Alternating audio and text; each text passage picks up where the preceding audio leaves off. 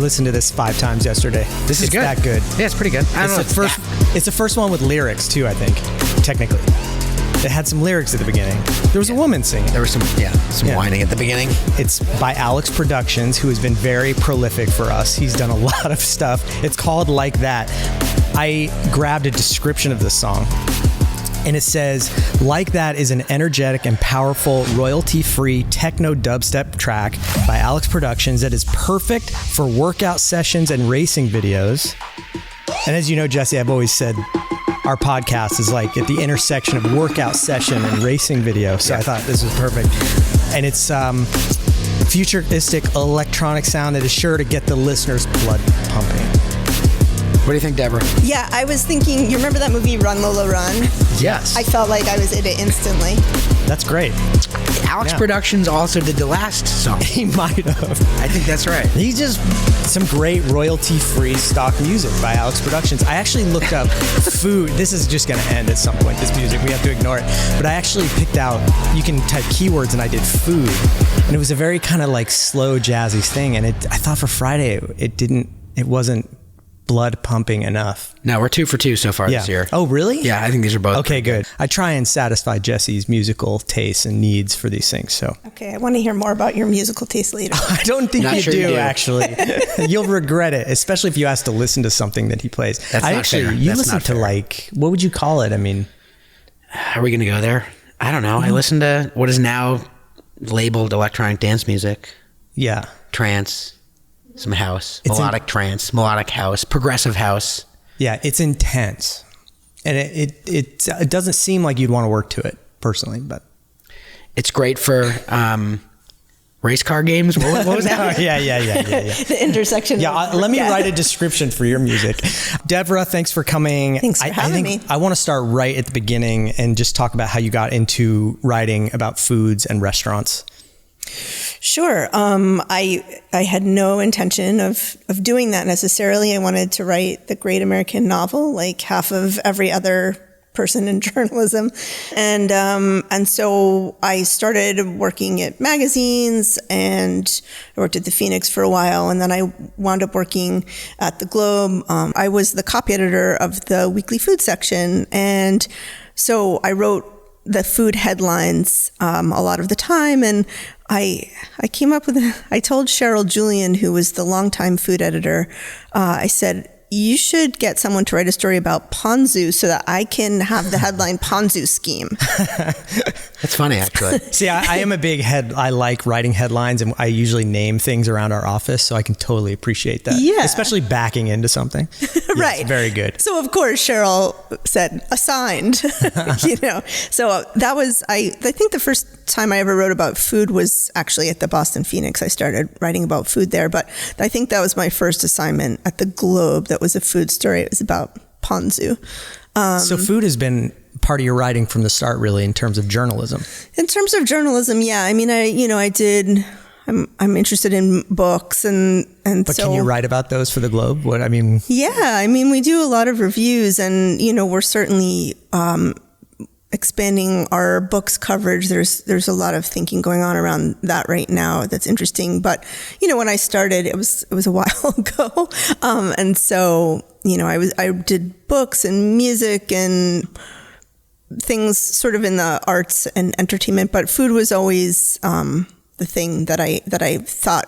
And it was really before food writing was like the thing that it is now. It was even really before the era of food blogs. It was like not a cool thing to do. I was interested in it and liked it. How were things different then? Was it pure critique? What was different? Well, I didn't start off writing criticism. I started off really writing a lot of features and some criticism, I suppose. But and it was really before the rise of food blogs, and there wasn't, all the stuff that came with the internet. Like there weren't websites for food. Like food Yelp writing, didn't exist. Yeah, it wasn't a thing. And I think that in journalism, people still thought of it as like the ladies' pages because because it was, cooking and recipes and stuff like that. So it was a really interesting niche to jump into. And so I did. Yeah. And so I was writing about food pretty regularly.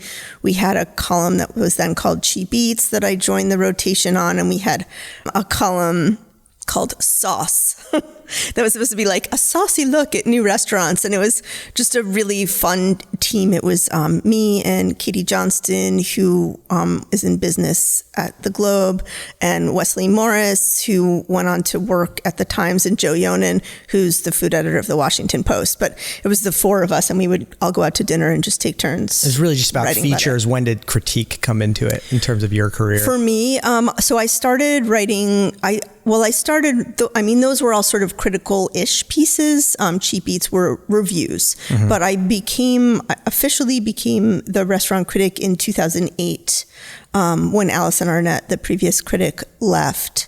And did that, I did a weekly review for probably about 8 years. And then the food editor left, and they asked if I would step into that role, which I did for a couple of years. And then we did sort of a reinvention, and I said, can I write again, please? How harsh did critiques get? Because I come from the art world. Mm-hmm. And one thing I noticed being a gallerist, an art dealer, was that when a writer would come in and review the show, they were generally very positive. And I think that was because there was no need in Boston to break down the art world. It was all about propping up galleries and businesses.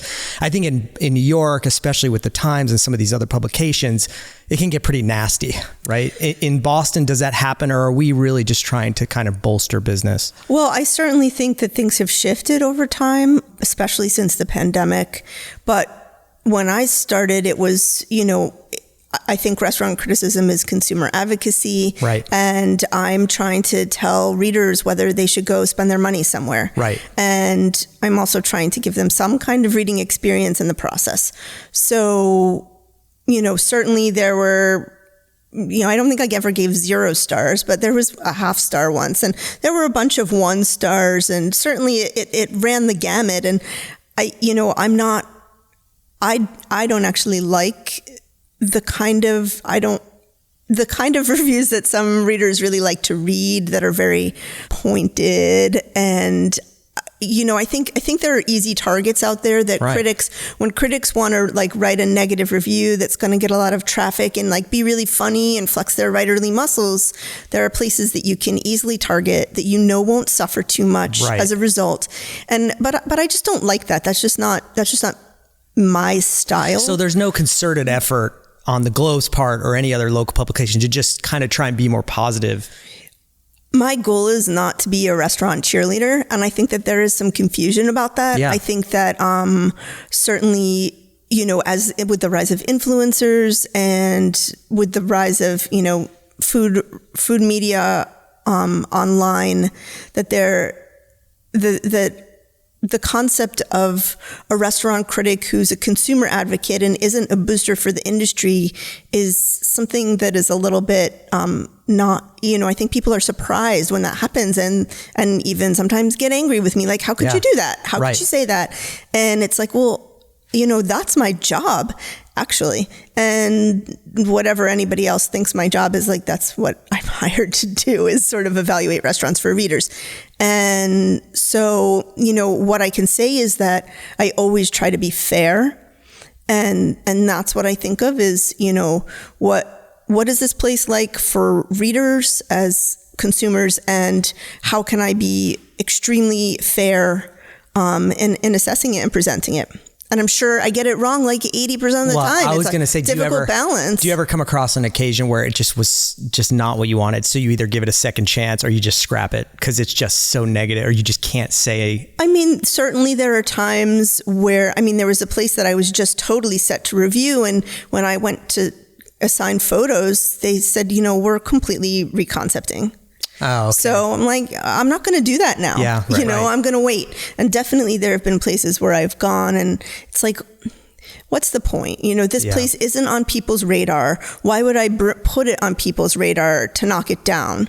So if it's something that's not on people's radar, I don't there's no point in if it's good, I want people to know about it if it's a little off the radar. But, if it's a place that people are talking about and it's not what I think it should be, then I think people need to know that because it's a hot new place and people are going to go. And that's the customer advocacy piece. Basically. Yeah. And when you say fair, does that mean you're going to these places multiple times? Yeah, I do. I mean, certainly the minimum is 2. I'd love it to be 4 over, and I always wait about 8 weeks is the minimum to wait to review, to like give a place an official review, because to get started, get their operations going. We've all been to opening nights, and it's that's like not what they're there for. You can't evaluate, first night, first week, first month, whatever, fairly. And some would say, well, you can't really evaluate 2 months fairly, and that's true. I think ideally you would visit over the course of the first year, but people also want to read about these things before that. So 8 weeks feels like the happy medium. And then we try to write about new restaurants in other ways that aren't critical, because people do want to hear about the new places. But timing is so sensitive because you don't want to be wrong in everybody's eyes. Like if you have a really great experience because it's the first 2 weeks, but then things for the restaurant trail off, people are going to be, well, what the hell? And it can happen the other way around. So you got to give it that time, that buffer. Right. And certainly I've gone to a new restaurant in the first week and I've looked around and I'm like, oh, look, it's the people from Boston Magazine and the people from Eater are at that table. And look at that giant people from America's Test Kitchen. And, it's like entirely like food media in there. So you mentioned also that restaurants are on people's radars. What's on your radar right now in terms of trends or just things that you've seen a lot of? Right. In terms of trends. And we talked about electric kitchens in our last episode. So I know that was one because you talked to Jesse. And I really enjoyed reporting that story. I am like that was a good one. I'm a total convert after reporting out that story. Yeah. Let's go back a little bit in case people didn't listen last episode, which I know is impossible. Think about. Why would you miss that? I don't know. It was just Jesse and I testing equipment. I don't know why that would be. People missed that. But the thesis or the idea behind the article, why don't you just tell us about that? Yeah, I just, it was when the conversation was so hot. See what I did there? About, for consumers, about electric versus gas. Yeah, it was in the news kitchens. like at the same exact time. Yeah, because, it was like the far right sort of took it like, you'll take my guns and my gas stove. Yeah, it was a Second Amendment right all of a sudden. Right, but didn't we have a conversation about it before? We did. And I was mad because you called it. Yeah, it was a prediction for the year. I was looking at trends for the year. Yeah, exactly. Yeah. And you said like, this is it. And the reason I didn't include it in that story was because I thought that's a separate story. Yeah. Like that's a whole thing. So I'm going to save that and break it out and write about that later. And then, a hot minute later, it's a big deal. Yeah. As we discussed last week, we talk about it a lot here. I mean, it has major impacts. And that is that just commercial kitchens are moving slowly towards electrification because of development rules and climate issues. As a real estate development community and as a society are just increasingly electrifying. And because of that, guess what? Kitchens are going to also. And there's some really strong opinions from the chef community. Mm-hmm. And there's certainly some challenges, but huge opportunities. I mean, I think Devra and I are in the same camp here, or I'll just speak for myself. I think it's exciting. I think any resistance is the resistance from the chef community, I understand. But like I said when we spoke, it's immaterial. This is the direction things are heading in. Yeah, and I do think that. And of course, you have to have like unbanged pans that like sit flat on induction cooktop. Like who has that? You know? Yeah. Of course, there's a lot of issues, but I think there's a lot of interesting incentives and rebates and organizations that will work with people to figure out what those are, places where you can test equipment.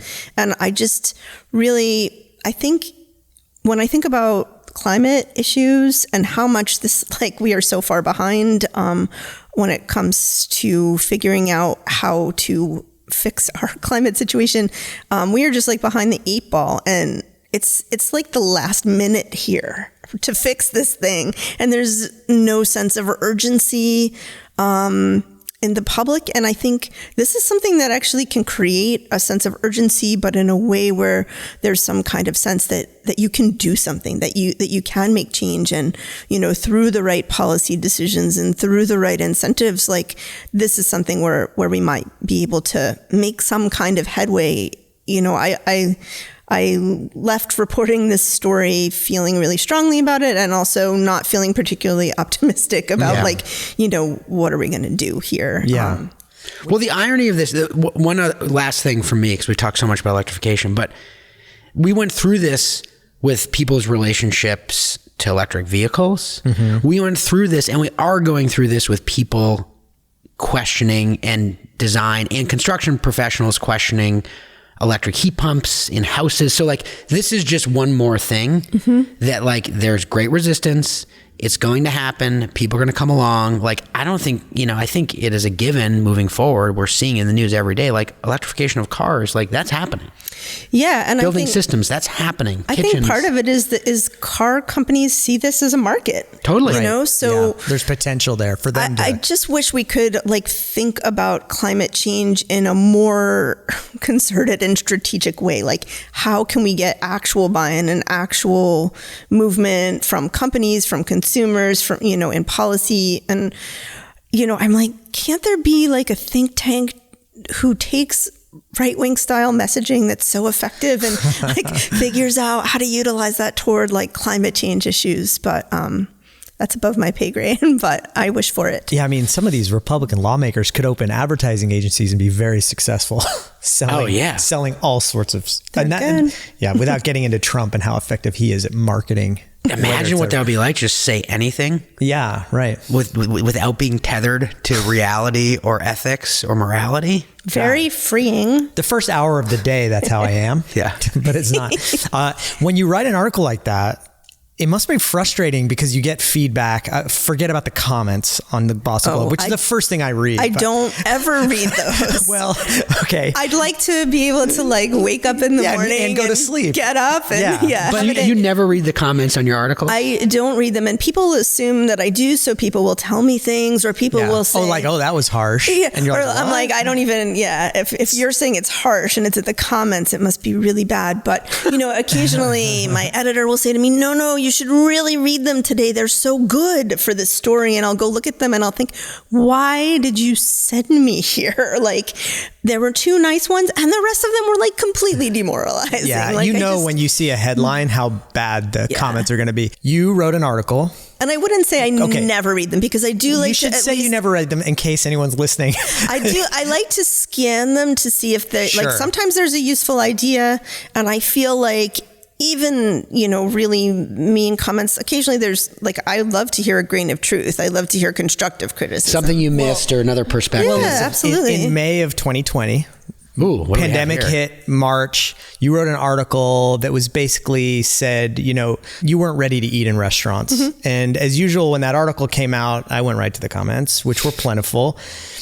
Plenty of nastiness going on out there. And I think people saw you as this sort of beacon of not hope, but that restaurants are good and that we should go back to them and it's your life. So, and I think that might have taken some people by surprise. What kind of feedback did you get from that?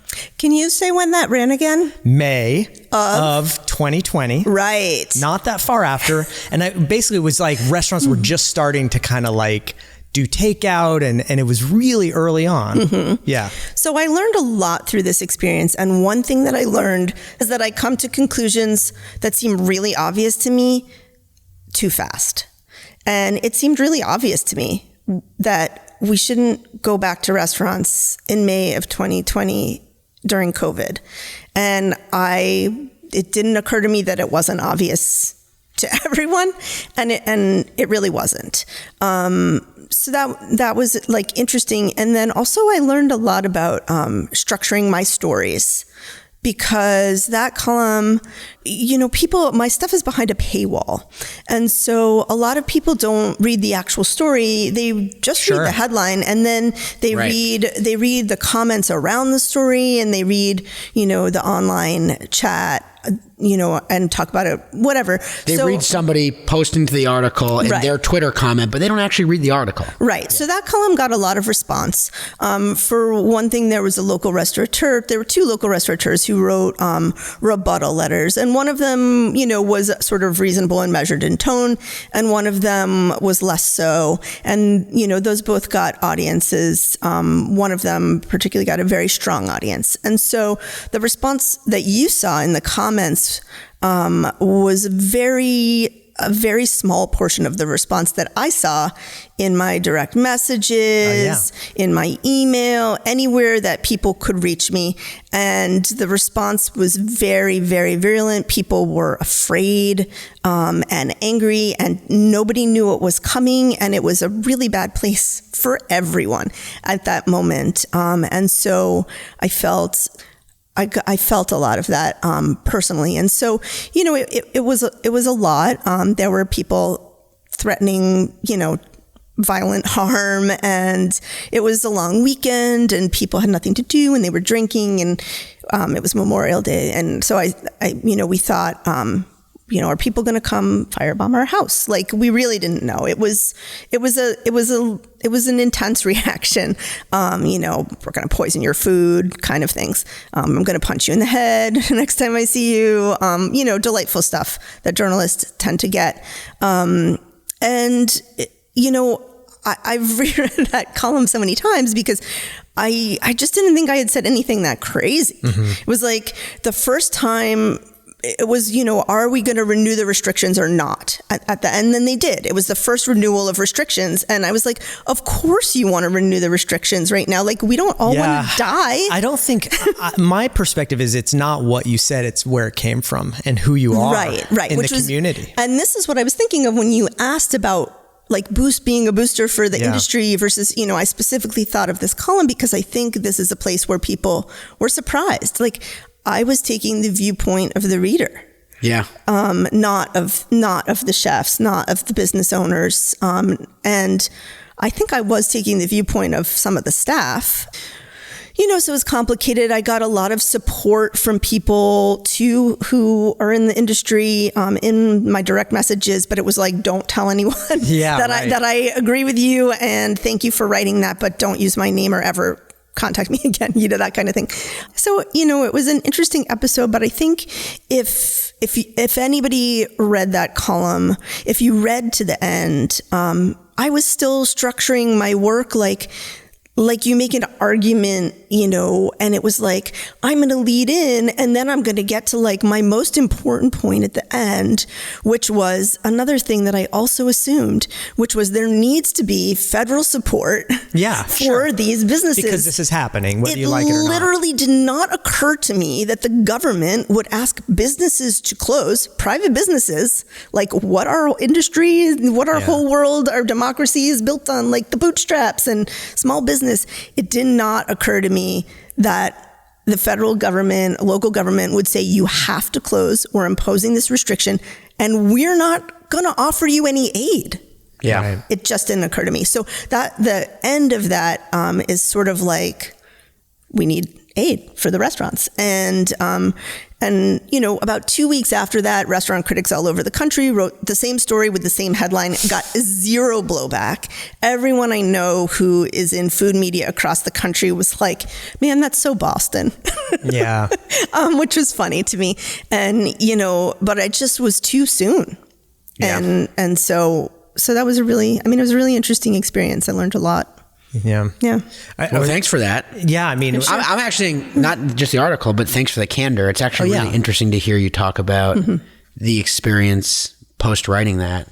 Because it was an intense moment of time, I think, for everybody. Was that the most kind of controversial article that you've written? Anything else that's gotten blowback like that? No, that was definitely the most blowback I've gotten. We were all tense anyway at that time. Yeah, right? It was. It was an awful time for everyone. I didn't know what my job was going to be. Yeah, nobody knew anything, and also, what are you supposed to write about when everybody's closed, but other than your experience and your feelings towards that situation? Right. That was the kind of piece that I wrote a lot of. It was, we call them critics' notebooks. it didn't occur to me to not write that piece. I didn't think twice about it. Because it just seemed really clear to me. And I still think that it was the right thing to do at that time. We want to go back to trends. This is the problem with this podcast. It kind of goes all over the place. But the trends, anything else on the horizon that we should know about that you're able to talk about? Yeah, there's so many things on the horizon. But one thing that I think is really interesting, and I have written about this, is the societal approach to alcohol and how that's sort of like manifesting in restaurants and bars. I do really think, we've had this dry January thing, and I always thought it was like guys with beards, doing like, we're going to do dry January and we're going to do Movember, those like little catchphrasey things. But I do think that the alcohol, that people are moving away from drinking in the way that drinking has existed, at least a segment of society. Is this where the zero proof cocktail list? Exactly. I've seen more and more of that. Yeah. And I think you will continue to see more of that, and zero proof spirits that are like really lovely things to drink as you would a spirit, but don't have alcohol in them. But also this is like, there's this new place that just opened in Brookline called Barlette, and it's a BYO bar. And they don't serve alcohol, and they can't touch your alcohol, but they serve food. Mm-hmm. It's like a little like tasting, like a extended snack menu throughout. Like bar snack type stuff. Yeah, but like fancy bar snack. Yeah. It's a meal. Sure. Well, I heard the name of it. Obviously, it's going to be fancy. It sounds very fancy. Well, when you search for Barlette, it just pulls up bralette. So it's a shopping opportunity. But yeah, so it's like these extended tasting menus of fancy bar snacks, and they provide mixers, and they provide all the barware you'll need, like cocktail shakers and ice and garnishes and bitters and stuff like that. But you have to bring your own wine, you have to bring your own beer, you have to bring your own tequila, whatever you want to be drinking, and they can't touch it. But they give you all the stuff, and you are your own bartender. What is the liquor license for that? How do you work that, Jesse? Well, there are, BYOB, there used to be a lot more of them. Mm-hmm. And it was typically, I don't remember being able to bring liquor. Yeah, I don't know. Mean? Maybe you can't bring there's definitely the ability. There's definitely the ability to do it in the state of Massachusetts. I think a lot of it actually has to do with local law. Mm-hmm. Okay. When it comes to BYOB. But this is a good research project. So there's a separate license for BYOB. There are like very few of them in Boston, but maybe more in other. This has always been like, people always want this because it's, you can bring your really nice wine. And I actually think, we'll fact check this afterwards. I think it, from a regulatory and licensing perspective, I think it's done on the municipal or the city level, not the state level. I think because if you're not pouring and if you're not serving, I'm not sure the ABCC is even involved. I think it really has to do with municipality. Yeah. Whether you can create a space for people to congregate and drink. Whether or not that municipality has a licensing or permitting paradigm that allows BYOB in the first place. Yeah. Right. I think that's and I think true. There's no state laws around who can handle it, who can touch, tips training, all that sort of stuff. Like, it's irrelevant. Because the servers and the employees are not actually serving or touching. And that's probably... Exactly. It's an interesting concept for a restaurant, though, or bar, whatever you want. Mm-hmm. What do you call it? It's... And I bet... It's a BYO bar. BYO bar, yeah. It's, right. It is kind of a restaurant. You're bringing your home cocktail But the idea that you're bringing... Like, they're serving... And they're probably charging a decent amount of money for the mixers and the really nice juices and the stuff you're putting in, the garnishes. Yeah. Is that what they're doing? It's a set fee for being there. And then you can, buy the mixers a la carte at like $8 a pop. Yeah. So, and those are... alcohol-free cocktails. If you don't mix anything in, they can stand up by themselves as just drinks.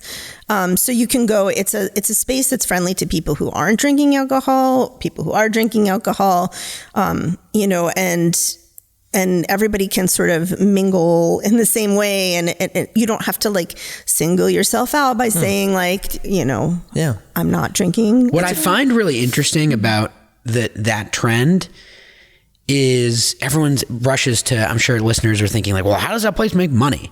But the reality is that, and this is my experience having young children, if we go out, we did it recently with our kids at Ivory Pearl and at Shybird, where my wife and I may have a cocktail and our kids get some sort of really nice non-alcoholic drink. These are not inexpensive. Oh, I know. Right? Yeah. So I think people are willing to pay for a really unique non-alcoholic beverage in a way today that I'm not sure 10, 20 years ago I am that consumers person. were there. I am not a drinker. Right. Famously. But you'll pay $13 for really beautiful. Now I will. It wasn't always the case. It used to be like, yeah, we'll put some bitters and it'll be $5 or $6 like a soda almost.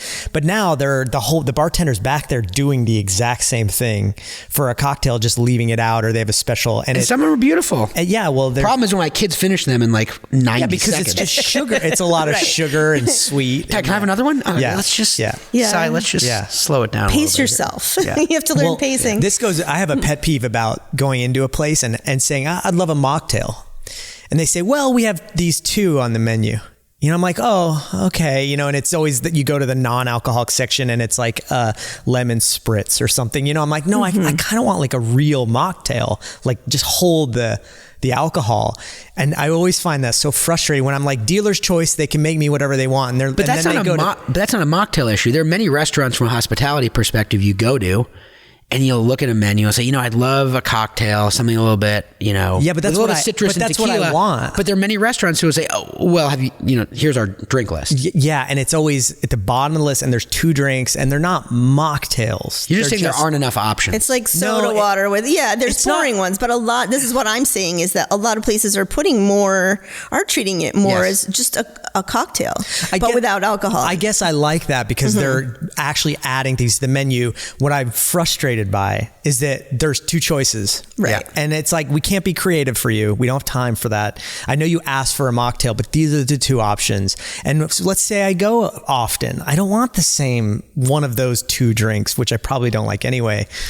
I don't know. I guess I'm the only one with this problem. Feel free to. No, I think people who drink cocktails. You are. Yeah. So I think. I mean, maybe that's why this trend is picking up. A place like Pagu or Scheibert, you know, it depends very much on the location. I was just at think at this last point, night. They have a solid list, really strong list, and I think it's, you know, there is an audience for that where they are located. Or Pagu, you know, which is in Kendall. There's a really big audience for people who aren't drinking alcohol where they're located. So it's, you know, it's on the rise, and I think that there are more places looking to that. You know, I think of a place like Silver Dove, which is this new tea place, and it's like people who used to be bartenders at Drink.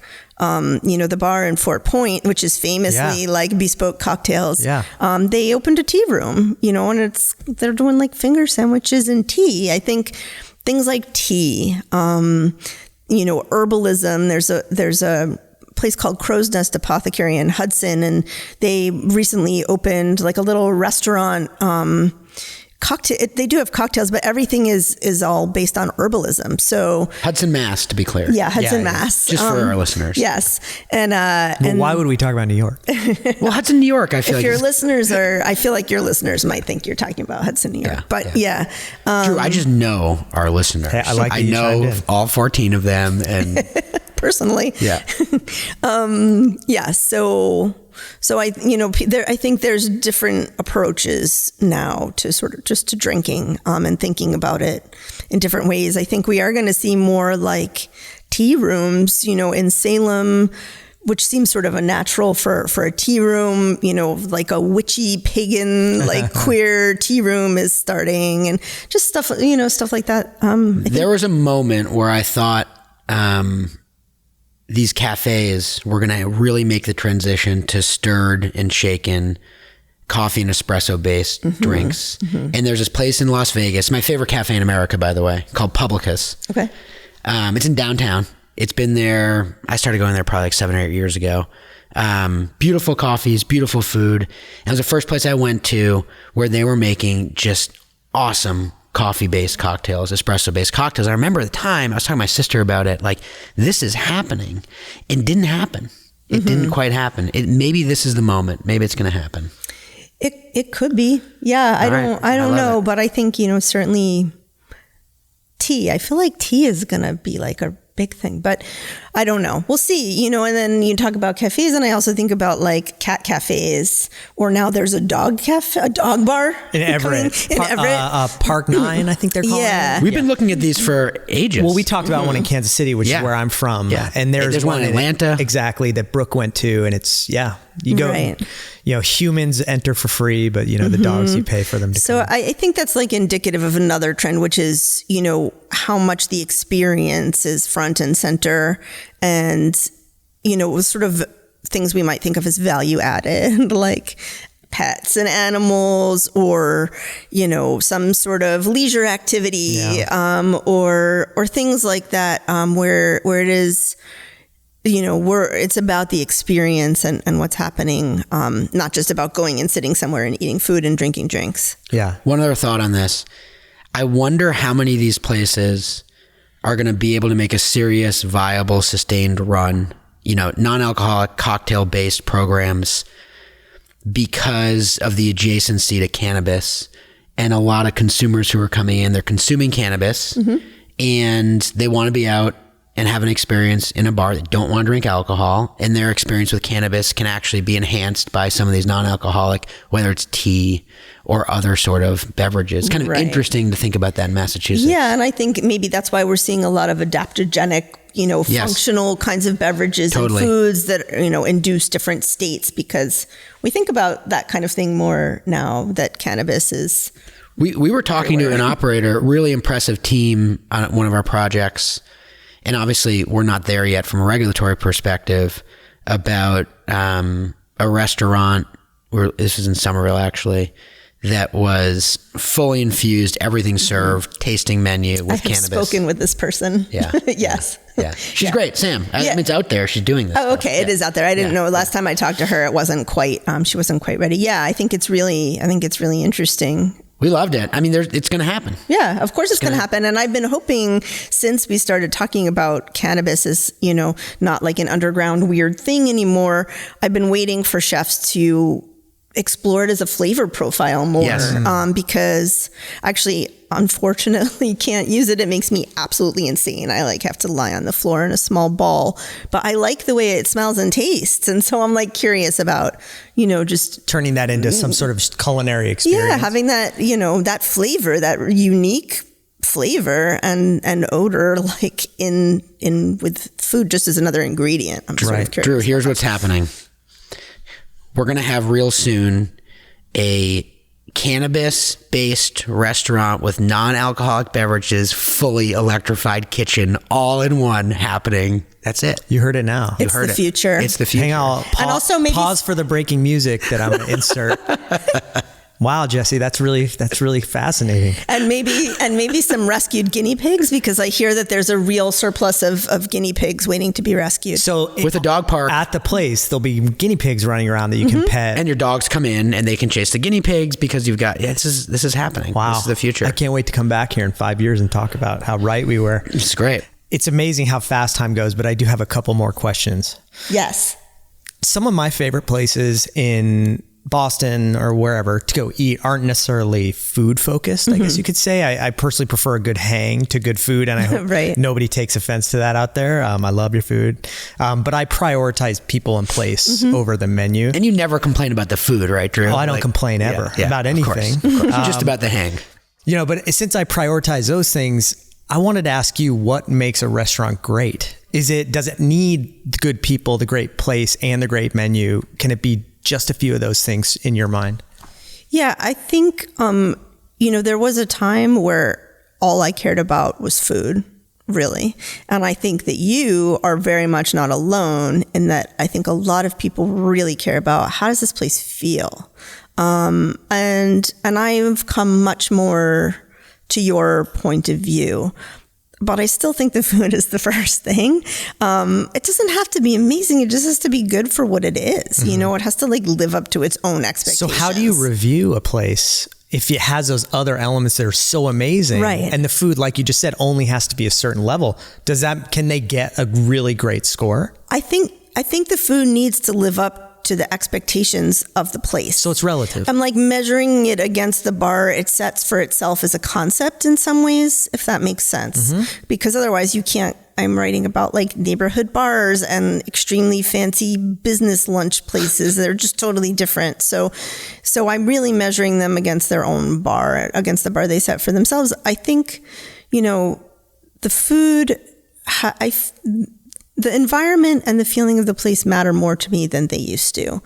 But I also I'm psyched to eat in a hole in the wall, where I don't get particularly nice treatment and I'm sitting, next to a gross splattered wall, but the food is so good. But you got to be in the zone to go to a place like that. I'm always in that zone. Or you've got to be craving something. I live in that zone. That's my zone. That's the wrong person to say that to. That's my zone. Yeah. But I think be a good headline. That's my zone. That's my zone. Welcome to my zone. I think the food, if the food's just not what it should be according to its own expectations, that's a problem. But also if you're asking about how I personally think about things versus how I think about things for work, I'm extremely chill. Human. I don't require much. I don't get mad if things aren't awesome all the time. As just a person, invite me over to dinner and make me spaghetti and I'm thank you. But yeah, I think, if the food isn't good, it's pretty important. Even if the place is just an amazing place, vibe wise, that counts for a lot. But if the food isn't good, it's not enough for me.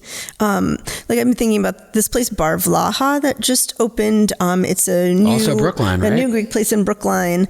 Pretty experienced management team, and the food. I went. It had literally just opened 5 seconds ago, and the food was delicious. What I ate was delicious, though. I did just get a very nice email from 2 octogenarian women who went and ate there and ranked it on a Pepto-Bismol scale, and weren't that happy. But what I had was really good, and the drinks were really good, and I would have just enjoyed it fine, and really I would have enjoyed the food and the drink, but it was so warm and welcoming in a totally genuine way, everybody was just there and friends and the guy's telling me how his mom makes this thing and people are speaking Greek and singing along to the music and it just felt really great. Yeah. I personally, no matter how good the food is, if the vibe is bad, I won't go. But the other way around, I'm on it. Right. So I feel the bad vibe makes the food not as good. So it affects that. I feel I have long felt that you can taste it when there's a bad vibe in the kitchen. The food suffers. I really believe that. And I don't try to quantify that in writing, but I just believe it. But yeah, if it's if the food is amazing and the vibe is negative, I feel that's really important too. Yeah. Drew, that must have been a tough night in the kitchen, our dinner in Atlanta with the team on the food crawl. We're not going to name the place. We can name the place. It was called The Gun Show. Oh, man. We had one of the I won't say it was one of the worst meals because we had a great time. We had a great time. But it was because we were all gathering behind how odd the experience was. And that's what made it great. And everything it was on one of our food crawls as a company. And we eat very well on these trips. Yeah. And we've had very few not great experiences and all different kinds of experiences to your point. But this one restaurant experience, it was what I've had a hard time telling people about the experience because so much happened in such a short amount of time. One of the highlights was that they had a bar cart, which you think, oh, that's kind of cool. Well, what you don't realize is that the bar cart has a bullet, Nutrigrain, one of those bullets, and they're literally behind you at your table blending your drink as you're trying to have a conversation. And unfortunately, I think 3 or 4 of us got these drinks. So every 2 seconds, right behind shitty little bullet. Yeah, that's funny. So that sort of set the tone. But to Devra's point, we walked. I have had experiences like that. I'm not even thinking about in this city, but in the Twin Cities, I definitely went to a place where everybody at the table was what is going on? What's even happening? It was here? like that all day. We were looking at each other going, what is going on right now? But everyone's if you can get in, go. We're okay, I think we can get in. That's what they said about this place. You can get in, go. And then from the moment you show up, there's just this weird vibe. They didn't know what to do with us at the door. Our table was ready, but they weren't ready to seat us because we weren't all there. It's okay. Then they sat up. It was literally everything that could possibly go wrong in the meal went wrong, and the food didn't taste good. Well, one of them was spoiled, and they refused to cop up to it. Well, we also ordered like raw scallop in like Okay. Atlanta. That was our miss. That was probably. It's They on only you, had New six, Englanders. but you're right. They only had 6 things on the menu. Well, that's dude. true. So like, That's true. it's So got to you be. ordered all of them. Yes. Yeah. I mean, so But it was one of these epic fails. yeah, it very really memorable. was. And it meant the food was not going to be good no matter how good it really was, because we were having such an odd experience. I think going back to your point, it's actually a good example. Well, again, but I think it's interesting because so much of it is about like mindset, right? Correct. And expectation. And I really, so I do think, back to the food influencer thing, like when people go in expecting something, that's what they see. Yeah. A lot of times. This is ruined dining for me, to be honest. Yeah. Like that everyone talks about their favorite restaurant, their favorite chef, where we should go, what project we could see. And it's so rare that you walk into a place with no expectations, that you stumble upon. And when you do, it's lovely. Mm-hmm. But we walk into all these restaurants and we already have opinions. People are already telling us what to order, what's good, what's not good.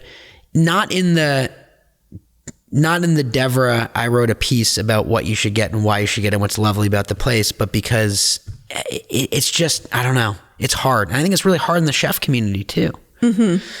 But anyways. Yeah.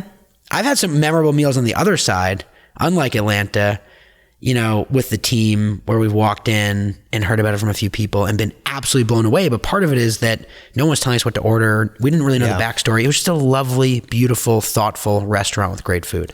Those are the best. Yeah, those are the best. And I will say, I try not to pre-consume opinions. Well, that was my point. You don't. Or I really go in like as cold as I possibly can. Is that possible? No, it's not. It's not, because you already know a little something about it. But I try not. I try not to read about like. Does everybody know when you're in the restaurant?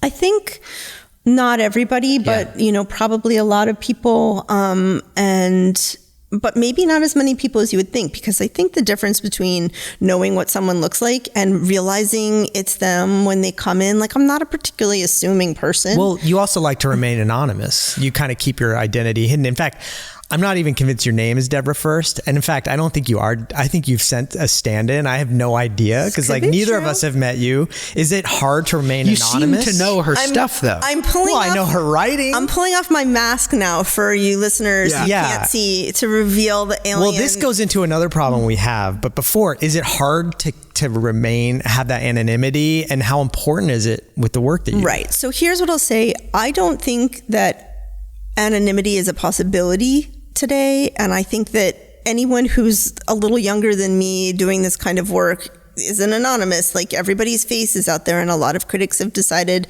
to get rid of even, the idea of anonymity. And the reason I keep it is because I think it's useful as a construct where even if I walk in and I'm recognized, chefs won't give me the treatment, because they know that they're not supposed to recognize me or realize that I'm there. And it does make a difference, because when I go out with friends in food media who, have relationships with chefs and aren't anonymous, the chefs come over. It's a completely different experience. They, schmooze, they bring them, try this thing that we're working on, or this really special thing, and there's comped dishes and maybe some, And the average Boston Globe reader is not getting that experience Exactly. ever. And so I think it at least pulls restaurateurs and chefs back from that kind of behavior a little bit, because they're like, we're not supposed to realize it's her or whatever. And obviously I know I've lived here a long time. There's the dad on my kid's soccer team who's best friends with the chef. It's just impossible to not have those connections. And there are people who do acknowledge that I'm there, and that they realize it's me, or maybe sometimes they'll try to comp me a dessert, and it's like, I don't know if you're comping me the dessert because it's me, or just because we ordered so much food that you would be like, oh my God, that's what they do for diners. Send those people a dessert. They just ordered everything, so it's like, what can I do? I try not to, I make the tip bigger. That's all I can do. I got a great Devra story. It's kind of on point. Oh yeah, tell me your story. And by the way, so you're not Banksy, is what I'm asking. That would be cool. Well, I didn't. Can we say that? I didn't say I wasn't Banksy. Because I mean, that would be amazing. Can I just no comment on the Banksy thing? Can I put in our description that Banksy was on our? Maybe that'll. Do you think that's a possibility, Drew? Well, I'd rather have Devra, to be honest. Okay, fair. That was good, anyway, right? Go ahead. It's a good host right there. Go ahead. Very good. So I remember my early days of Graffito, and spending more time in the back of house restaurants and meeting with chefs and entrepreneurs and real estate developers, and just, you kind of start, it was the start of my career, and you're in spaces that you hadn't been in before, right? And I remember the first time I walked in a restaurant and I saw this sheet with the picture of all the Boston restaurant critics. This is probably 15. Oh, you're kidding me. Oh, yeah. So I walked in the kitchen and I remember being like, whoa, your picture was on it. Was it actually her? Now that you've seen her? I don't actually remember. This was probably 50. This is a long time ago. Oh, okay. Well, it couldn't have been before 2008, right? Because that's when you said you started.